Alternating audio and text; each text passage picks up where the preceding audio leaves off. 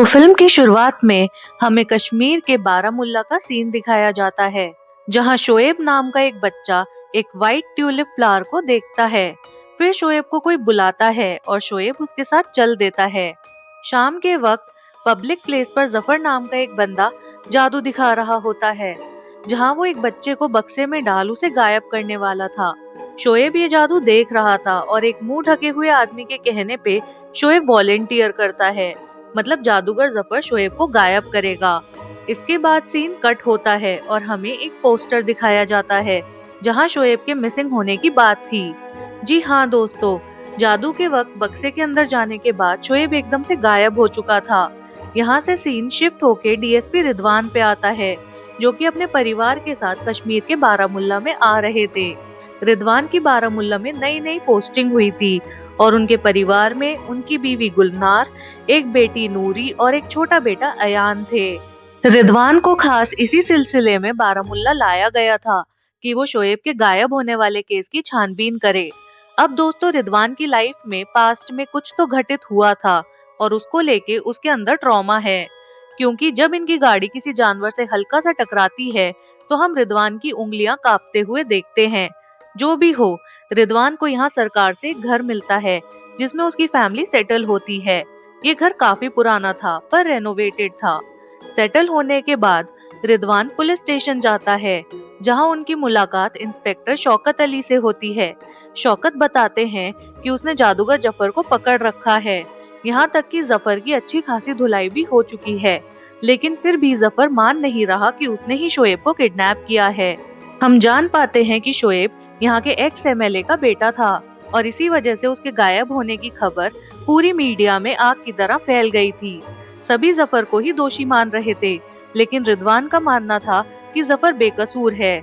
रिदवान यहाँ अपने सामने जफर से वापस वही वाले जादू की ट्रिक करवाता है और इस जादू की टेक्निक ये थी कि बक्से के अंदर एक हिडन कंपार्टमेंट होता है जिसमें बच्चे छिप जाते थे। शोएब भी उसी में छुपा होगा, लेकिन वहां से वो एकदम से कैसे गायब हो सकता है? मतलब बक्से में कोई और ओपनिंग तो थी नहीं, और तो और ये जादू कई लोगों की आंखों के सामने हो रहा था, तो शोएब का एकदम से वहां से गायब हो जाना बहुत ही आश्चर्यजनक था। शोएब के गायब होने के बाद बचे थे तो उसके कुछ बाल, जिसे देख ऐसा लग रहा था मानो उन्हें कैंची से काटा गया था। दूसरी तरफ हम दो लोगों से मिलते हैं जिनके नाम है खालिद और जुनैद। ये दोनों किसी तरह की फसल और खेती करने की बात कर रहे थे और इनकी बातों से ये क्लियर था कि ये लोग कोड वर्ड में बात करके कुछ तो गलत प्लान कर रहे हैं। जो भी हो, इसके बाद सीन रिदवान के बेटे पर आता है, जो कि एक रूम के फ्लोर के नीचे एक सीक्रेट स्पेस पाता है और वहाँ उसे एक बक्सा मिलता है जिसके अंदर कौड़ी शेल्स होते हैं ना, वो होते हैं जिससे लोग खेलते हैं या फिर उनका इस्तेमाल फॉर्च्यून टेलिंग वगैरह में भी होता है। अयान कौड़ी को उछाल के उनके साथ खेलने लगता है, लेकिन एक बार जब वो कौड़ी उछालता है तो एक कौड़ी नीचे नहीं आती। मतलब ऐसा लगता है कि किसी ने उसे ऊपर से कैच कर लिया। फिर अयान को ऊपर किसी के चलने की आवाज आती है और इस आवाज का पीछा करते हुए अयान एक कमरे तक पहुंचता है। अब इससे पहले अयान इस खास कमरे में जाता, उसकी मम्मी उसे खाने पे बुला लेती है।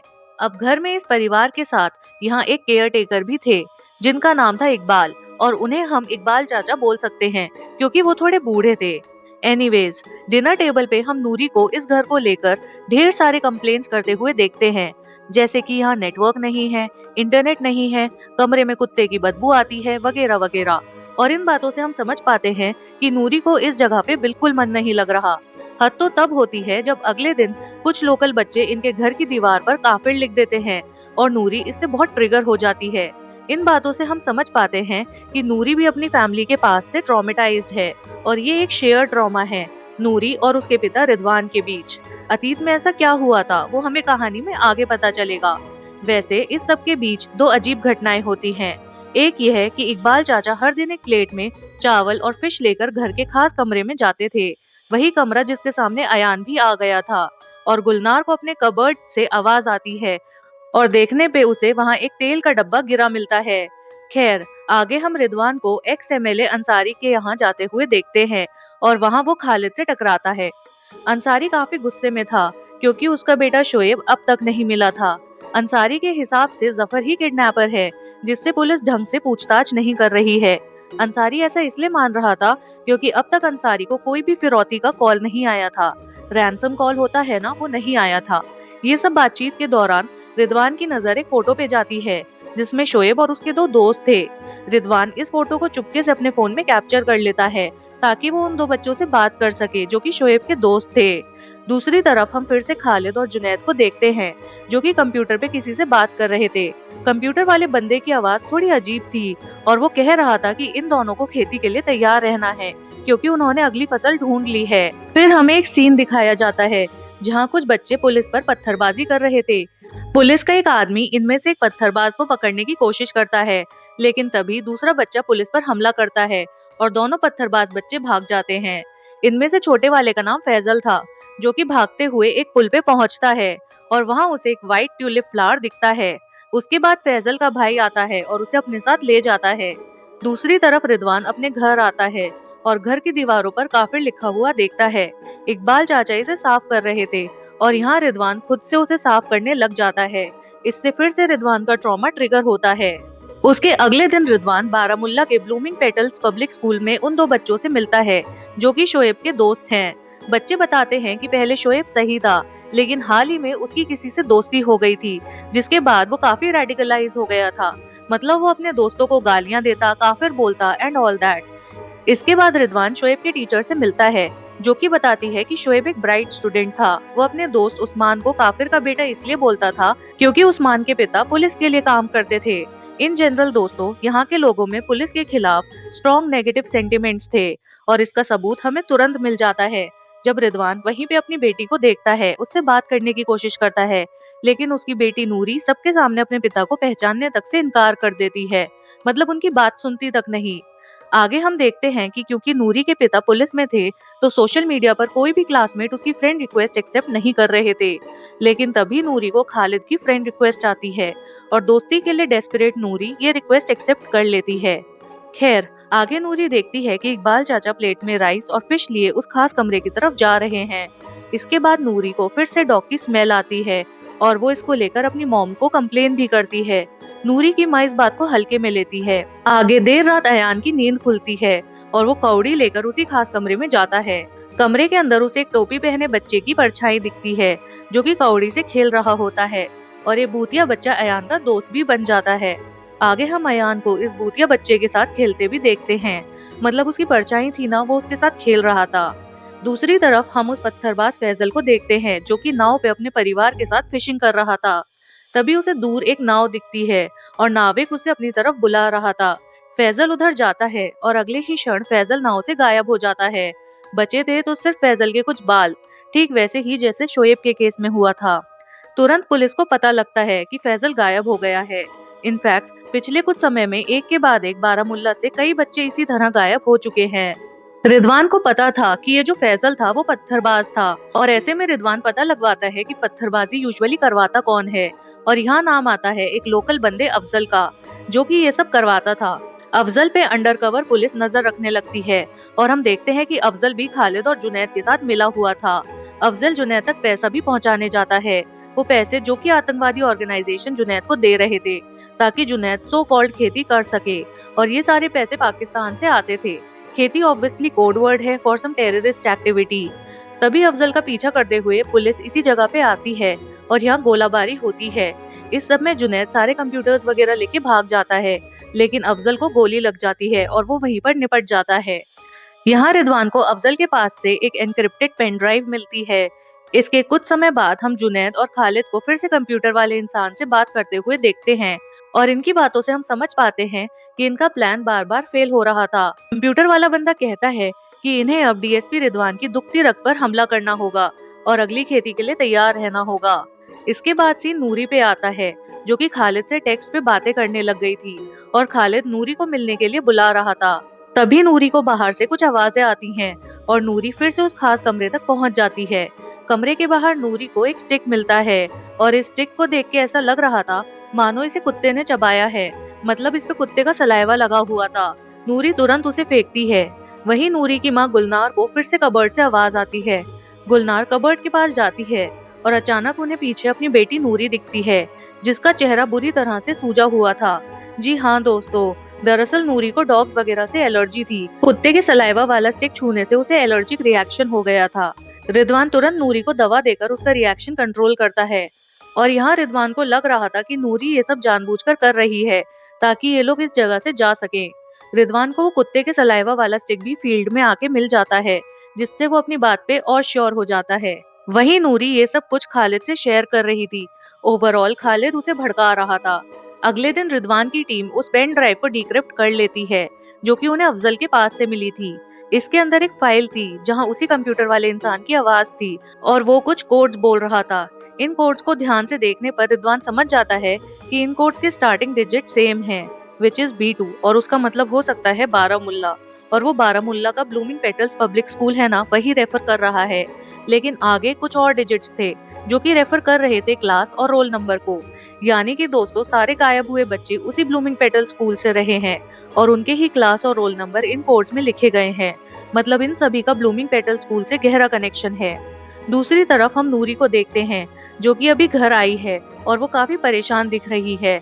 वो खालिद को टेक्स्ट करती है और उससे कहती है कि उन्होंने वो वीडियो बना के सही किया है ना। तभी नूरी को कुत्ते की आवाज आती है और इस आवाज का पीछा करते हुए वो फिर से उसी खास कमरे में पहुंच जाती है। नूरी अपने फोन की रिकॉर्डिंग ऑन करके कमरे के अंदर जाती है और यहाँ वो और डोर्स और विंडो खोल के कमरे के काफी अंदर तक चली जाती है। एक पॉइंट पर नूरी को वही व्हाइट ट्यूलिप फ्लावर दिखता है। नूरी भागती है लेकिन कमरे का दरवाजा बाहर से लॉक हो गया था। नूरी चिल्लाती है और उसके पीछे हम असाधारण धुआं निकलते हुए देखते हैं जो कि नूरी को जकड़ लेता है। इसके थोड़ी देर बाद नूरी की माँ उसकी आवाज सुन के इस कमरे में आती है, लेकिन यहाँ उन्हें नूरी के बस कुछ कटे हुए बाल मिलते हैं। उसकी माँ इन कटे हुए बालों को देखती है। जी हाँ दोस्तों, नूरी भी गायब हो चुकी है। यह बात तुरंत रिदवान को पता लगती है और रिदवान अपनी बेटी की गायब होने वाली बात को मीडिया से छुपा के रखता है। यहाँ इकबाल चाचा इशारे में बताते हैं कि उन्होंने उस लड़के को देखा है जिसके साथ नूरी आजकल घूम रही थी। इकबाल चाचा लड़के की फोटो बनवाते हैं एंड ये ऑफ कोर्स खालिद था। वहीं पुलिस स्टेशन में ब्लूमिंग पेटल्स की जो वो टीचर थी ना, वो आती है क्योंकि रिदवान ने उनसे बच्चों के roll number, classes and section वगैरह की लिस्ट मांगी थी। टीचर पूछती है कि नूरी स्कूल क्यों नहीं आई और इस पर रिदवान कह देता है कि नूरी फिलहाल थोड़ी बीमार है।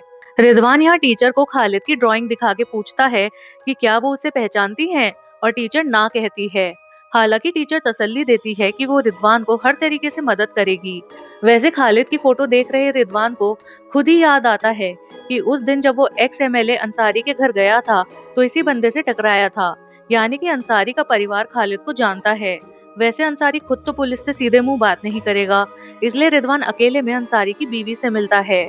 वो बताती है कि ये फोटो खालिद की है जिसकी दोस्ती उनके बेटे शोएब से हो गई थी। स्टार्टिंग में तो खालिद शोएब को मजहब की बातें सिखाता था, लेकिन तुरंत ही वो शोएब को उल्टी सीधी बातें सिखाने लग गया था, लाइक भारत देश से नफरत करना, मकसद ना भूलना एंड ऑल दैट।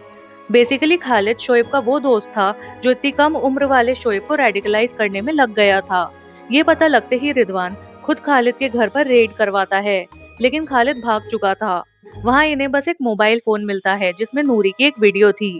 इस वीडियो में नूरी भारत के खिलाफ बोल रही थी, मकसद की बातें कर रही थी, यहाँ तक कि नूरी अपने पिता के खिलाफ भी बोल रही थी। यानी नूरी जिस वीडियो की बात कर रही थी वो यही वीडियो थी और ये जो खालिद है वो नूरी तक को रेडिकलाइज कर चुका है। वहीं दूसरी तरफ गुलनार को अपने घर में एक औरत की भूतिया परछाई दिखती है। फिर उसे अपनी बेटी नूरी के फोन की घंटी सुनाई देती है। इस आवाज का पीछा करते हुए वो अपने कमरे के कबर्ड तक जाती है और वो पाती है कि आवाज कबर्ड के पीछे से आ रही है। वो तुरंत दीवार के वॉलपेपर्स हटाती है, देन लकड़ी वगैरह को हटाती है जिसके पीछे से एक सीक्रेट रूम जैसा था। इस कमरे में शिवलिंग और भी हिंदू भगवान के फोटोज वगैरह थे। यानी कि दोस्तों, यहाँ एक छोटा सा घर के अंदर मंदिर होता है ना, वैसा कुछ बना हुआ था। जैसे ही रिदवान घर आता है, गुलनार उसे ये बात बताती है। इनसे पहले ये घर किसी पंडित फैमिली का हुआ करता था। रिदवान को गुलनार की बातें बकवास लगती हैं क्योंकि रिदवान को ऐसे शैडो वाले गोस्ट और सुपरनैचुरल बातों पर यकीन नहीं था। हाँ, गुलनार और रिदवान में कहासुनी हो जाती है क्योंकि दोनों एक दूसरे को ब्लेम कर रहे थे फॉर नूरी। मतलब नूरी गायब तो हुई लेकिन वो देश के खिलाफ भी जा चुकी थी। फाइनली हमें पता चलता है कि आखिर रिदवान और नूरी का पास्ट ट्रॉमा क्या है। दरअसल इससे पहले ये लोग रईसी नाम की एक जगह में रहते थे जहाँ कुछ आतंकवादियों ने नूरी के स्कूल पे कब्जा कर लिया था। तब रिदवान बहुत ही स्मार्टली स्कूल के अंदर घुसकर आतंकवादियों से छुपकर लड़ रहा था। इसी बीच थोड़ी फाइटिंग वगैरह होती है और क्रॉस फायर में नूरी का एक दोस्त उसकी आंखों के सामने मारा जाता है। मतलब स्कूल का एक स्टूडेंट रिदवान के हाथों खत्म हो जाता है। इसी बात के कारण नूरी अपसेट हुई थी और उसे अपने स्कूल में बॉयकॉट भी किया जाने लग गया था। उस दिन से रिदवान के अंदर भी गिल्ट था और उस जगह के लोगों ने भी इन्हें माफ नहीं किया था। यही वजह है कि नूरी डेस्परेटली इस नई जगह यानी बारामुल्ला में लोगों से फ्रेंडशिप करना चाहती थी, पर कोई उसकी फ्रेंड रिक्वेस्ट एक्सेप्ट नहीं कर रहा था। तब उसने खालिद से दोस्ती कर ली, जो कि नूरी को भड़का रहा था, उसका ब्रेन वॉश कर रहा था। अब हम जुनैद को देखते हैं, जो कि कंप्यूटर पे बात कर रहा होता है, और इनकी बातों से हम समझ पाते हैं कि फिर से इनका प्लान फेल हुआ है। कंप्यूटर वाला बंदा कहता है कि इस बार फसल उसने खुद चुनी है। फिर कंप्यूटर पर एक बच्चे की फोटो आती है, जो कि ब्लूमिंग पेटल स्कूल से था। अब इस बच्चे का मामा जुनैद खुद था। इसके बाद जुनैद स्कूल जाता है और इस बच्चे से मिलता है। बच्चे को एक टिफिन बॉक्स देता है, जिसमें एक आधी फोटो होती है और एक फोन भी। हम समझ पाते हैं कि जुनैद बच्चे को लेकर कहीं जाने वाला है, और ये बच्चा भी मकसद की बातें करता है, यानी कि ये बच्चा भी रेडिकलाइज्ड है। वैसे दूर से टीचर देख लेती है कि जुनैद उनके स्कूल में एक बच्चे से मिल रहा है। नेक्स्ट सीन में गुलनार अयान को सुला रही होती है, जब अयान एक अजीब सी हिंदी वाली पोयम गाता है। ये पोयम गुलनार ने अयान को कभी नहीं सिखाई थी, और ऐसे में गुलनार उसकी नोटबुक चेक करती है और वो देख पाती है कि अयान ने किसी शैडो वाले बच्चे की फोटो बनाई है। अब क्योंकि गुलनार ने खुद भी एक शैडो गोस्ट को देखा था, तो वो तुरंत उस खास कमरे में जाती है, जहाँ वो इकबाल को प्लेट में राइस और फिश रखते पाती है। वो इकबाल से पूछने लगती है कि आखिर यहाँ क्या हो रहा है, और इकबाल काफी हेजिटेट करता है। लेकिन तभी एक असाधारण धुआं इकबाल को जकड़ लेता है, और इकबाल औरत की आवाज में कहता है कि जब मासूम जानों के दिल और दिमाग में जहर घोल दिया जाता है, तब वादी की गुहार से सायों को आजाद किया गया, ताकि साये उनकी हिफाजत करें। फिर वो धुआं इकबाल से निकल के गुलनार को जकड़ लेता है, जिससे गुलनार एक अलग ही दुनिया में पहुंच जाती है। यहाँ वो उन सारे बच्चों को देखती है जो कि गायब हुए थे, इंक्लूडिंग नूरी। सभी बच्चे किसी तरह की लाइट से कनेक्टेड थे, किसी तरह की ट्रांस स्टेट में थे। और फिर अगले ही पल गुलनार को होश आता है और वो खुद को इकबाल के साथ उसी कमरे में पाती है। दूसरी तरफ पुलिस फाइनली खालिद को पकड़ लेती है और उसकी जमकर धुलाई होती है। खालिद मकसद की बातें करता है, लेकिन खत्म होने के डर से फाइनली वो अपना मुंह खोलता है। वो बताता है कि कैसे वो जुनैद के साथ मिलके एक अंडरग्राउंड ऑपरेशन कर रहा था, जिसका पैसा पाकिस्तान से आता था। ये लोग बच्चों का ब्रेन वॉश करते हैं और फिर उन्हें छुपाकर सरहद पार पाकिस्तान लेके जाते हैं, जहां उन्हें जिहाद सिखाया जाए और ट्रेनिंग दी जाए। इसी प्रोसेस को ये लोग खेती कह रहे थे, और ये चीज अफगानिस्तान और सीरिया में खूब चल रही है। इंडिया के अंदर भी ये लोग खेती शुरू करना चाहते हैं, लेकिन जिस भी बच्चे को ये लोग चुनते हैं वो अपने आप गायब हो रहा था। और ऐसे में इन देशद्रोही लोगों को लग रहा था कि पुलिस को इनके प्लान की भनक लग रही है, और वही इन बच्चों को प्रोटेक्ट करने के लिए गायब कर रही है। इन शॉर्ट, इन आतंकवादियों की एक भी खेती अभी तक सफल नहीं हो पाई थी, और उन्हें खुद नहीं पता था कि बच्चे कहाँ गए। इसी के पैरेलल में गुलनार पुलिस स्टेशन आती है और वो रिदवान को बताती है कि कैसे उसने नूरी और बाकी बच्चों को देखा है, और वो ये तक बता देती है कि अगला बच्चा कौन गायब होने वाला है। शहर में सब लोग पुलिस के खिलाफ प्रोटेस्ट कर रहे थे, क्योंकि शहर में इतने सारे बच्चे गायब हुए हैं और पुलिस को अब तक कुछ पता नहीं चला। वहीं जुनैद फाइनली अपनी पहली खेती पूरी करने जा रहा था, यानी अपने भांजी यासिर को सरहद पार करवा रहा था। जुनैद सरहद के उस पार वाले किसी बंदे से मिलता है और फिर दोनों फटी हुई फोटो मैच करते हैं, और फिर यह अनजान आदमी जुनैद के भांजे यासिर को लेके जाने लगता है। लेकिन तब तक रिदवान यहाँ आ जाता है और वो सरहद पार वाले आदमी को निपटा देता है। रिदवान कैसे आया? ऑब्वियसली गुलनार ने उसे बता दिया होगा कि उसने अपने विजन में अगला बच्चा कौन देखा है, जो कि गायब होने वाला है। अब ये जो बच्चा था यासिर, वो निपटाए गए बंदे की गन उठा लेता है, लेकिन रिदवान उसे किसी तरह गन रखने के लिए मनाता है। तभी एक पेड़ के अंदर से जादुई धुआं निकलता है, जो कि यासिर को चारों तरफ से घेर लेता है और पेड़ के अंदर खींच लेता है, यानी कि रिदवान की आंखों के सामने यासिर गायब हो जाता है। वहीं अब तक जुनैद को भी आइडिया लग गया था कि उसकी खेती फिर से असफल हुई है, और जुनैद को कंप्यूटर वाले इंसान का कॉल आता है, जो कि उसे अंडरग्राउंड होने के लिए कहता है। खैर, इसके बाद रिदवान अपने घर आता है, और अब तक रिदवान को भी यकीन हो गया था कि इस केस में कुछ तो सुपरनैचुरल है। रिदवान अपनी बीवी और इकबाल के साथ मिलकर उस खास कमरे में जाता है। तभी कमरे में अयान आ जाता है, जो कि क्लियरली पोजेस्ड था। गुलनार पूछती है कि अयान के अंदर कौन है, और पोजेस्ड अयान अपना नाम ईला सप्रू बताता है। ईला के हिसाब से ये उसका घर है, और इस घर में उसकी माँ रहती थी, उसके पिता रहते थे, उसका बड़ा भाई शरद, और इनका एक कुत्ता शेरू भी रहता था। फिर इनके साथ धोखा हुआ था। ये कह के पोजेस्ड अयान अपने सिर को नोचने लगता है और एक अजीब तरह का निशान उसके सिर पर बनता है। तभी इनके घर की घंटी बजती है और पता लगता है कि 2 पुलिस वाले टीचर को लेकर यहाँ आए हैं। मतलब वही ब्लूमिंग पेटल्स की जो टीचर थी ना, उसे लेकर आए हैं, क्योंकि टीचर को एक कपड़े में धमकी लिखी मिली थी जिसमें सर तन से जुदा करने वाली बातें थी। रिदवान टीचर को यहीं रुकने को कहता है और तभी इनके घर पर एकदम से गोलियों की बारिश हो जाती है।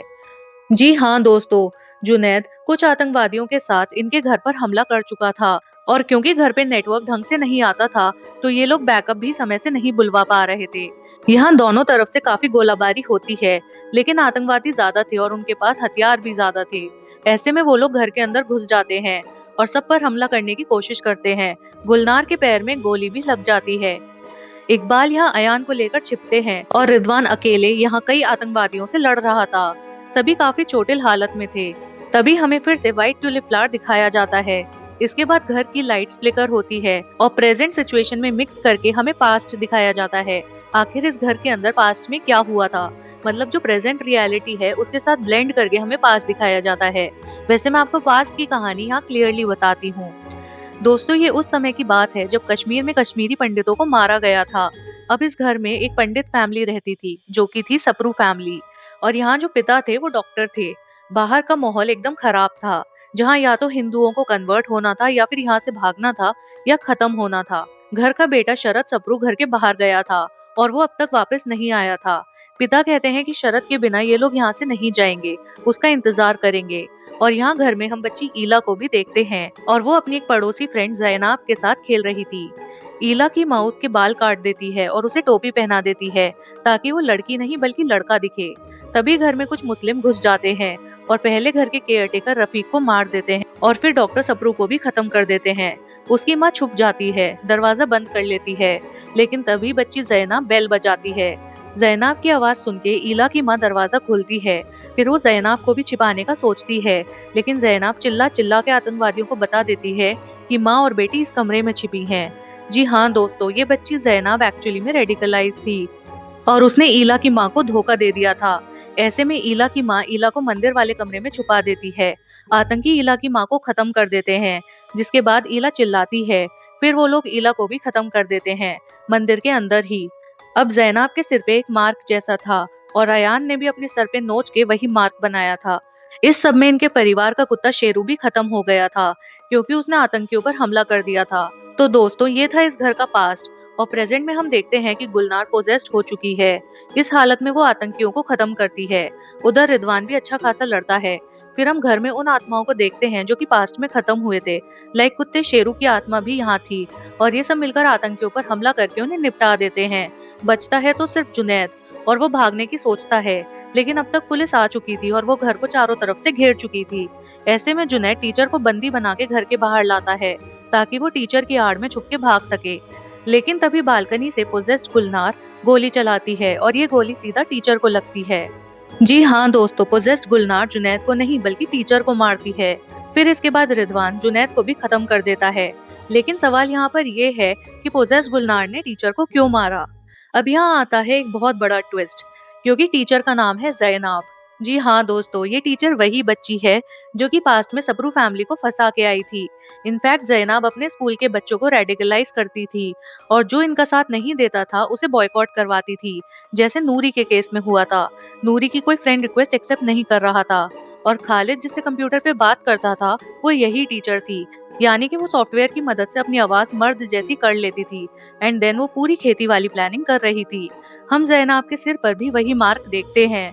फिर जुनैद के फोन से उसके भाईजान को कॉल लगाया जाता है तो जैनाब का फोन बजता है। तो यस, जैनाब ही रियल कल्प्रिट थी और वही मास्टरमाइंड थी इस पूरे प्लान की जिसमें बच्चों को रेडिकलाइज किया जा रहा था। अब यहाँ सप्रू फैमिलीज की स्पिरिट गुलनार के थ्रू जैनाब से अपना बदला ले चुकी थी। इसके बाद एकदम से हम नूरी को वापस आते देखते हैं, ठीक वहीं से जहाँ कमरे के अंदर से वो गायब हुई थी। नूरी अपने परिवार से मिलती है और कहीं ना कहीं उसकी अपने पिता से रिलेशनशिप ठीक हो गई थी। नूरी को अपनी गलती का भी एहसास हो गया था। ये फैमिली फाइनली घर की तरफ देखती है और हम सब पूरी सप्रू फैमिली की आत्माएं वहां देख पाते हैं। इवन डॉग शेरू की आत्मा भी वहीं थी। इसके बाद धीरे धीरे सभी गायब हुए बच्चे वापस आ जाते हैं और हम ये समझ पाते हैं कि एक्चुअली में आत्माएं उन बच्चों को गायब करके उन्हें बचा रही थी, जो कि रेडिकलाइज होकर सरहद पार जाने वाले थे। यानी जो बच्चे खेती का शिकार होने वाले थे, उन्हें ये आत्माएं बचा रही थी। इसके बाद हम रिदवान की फैमिली को इस घर से शिफ्ट होते देखते हैं और रिदवान को स्टैंडिंग ओवेशन भी मिलता है अपने ऑफिस में, क्योंकि कहीं ना कहीं ये केस अब सॉल्व हो गया था। एंड में हमें मुंबई का सीन दिखाया जाता है, जहां रिदवान और उसकी फैमिली शरद सप्रू से मिलते हैं, जो कि अब एक डॉक्टर बन चुका था। जी हाँ दोस्तों, सप्रू फैमिली का बड़ा बेटा शरद उस रात घर से बाहर था और वह किसी तरह बचकर कश्मीर से भाग निकला था। फिर उसने स्क्रैच से अपनी जिंदगी बनाई और फिलहाल वो एक डॉक्टर है। शरद को ये लोग शेल्स वाला बॉक्स देते हैं जिसमें कौड़ी वगैरह थी, और इसे देखकर वो बहुत ज्यादा रोता है, क्योंकि इससे वो बचपन में खेला करता था। उसकी बहन इससे खेला करती थी अपने कश्मीर वाले घर में। और यहीं पे ये फिल्म खत्म हो जाती है। तो दोस्तों, ये थी बारामुल्ला की कहानी, और अब तक आप ऑलरेडी फिल्म की कहानी पूरी तरह से समझ ही गए होंगे। ये फिल्म ऊपर से एक सुपरनैचुरल हॉरर मूवी लगती है, लेकिन अंदर से ये कश्मीर की एक दर्दनाक कहानी को दोबारा बताती है। बारामुल्ला की स्टोरी एक तरफ एक इन्वेस्टिगेशन दिखाती है, तो दूसरी तरफ एक हॉन्टेड हाउस को दिखाती है, जिसके अंदर एक पंडित फैमिली का खून और दर्द छुपा हुआ था। व्हाइट ट्यूलिप फ्लावर फिल्म का सबसे पावरफुल मेटाफर बन के सामने आया। इसका मतलब सिर्फ एक फूल नहीं, बल्कि एक ऐसा साइन है जो दिखाता है कि इनोसेंस खतरे में है। हर वो बच्चा जिसे रेडिकलाइजेशन के नाम पे फंसाया जा रहा था, उसके सामने व्हाइट ट्यूलिप फ्लावर आता है। फिल्म कश्मीरी पंडितों के साथ जो अत्याचार हुआ था पास्ट में, उसे हॉरर के माध्यम से पेश करती है, ताकि उस वक्त की अफरा तफरी, धोखे और खून की गुनगुनाहट हम लोग महसूस कर सकें। इसी के साथ दोस्तों, मैं अब आपसे मिलूंगी एक और नए शानदार मूवी एक्सप्लेनेशन के साथ। तब तक के लिए ये वीडियो को लाइक करके चैनल सब्सक्राइब करना मत भूलिएगा। धन्यवाद, बाय बाय।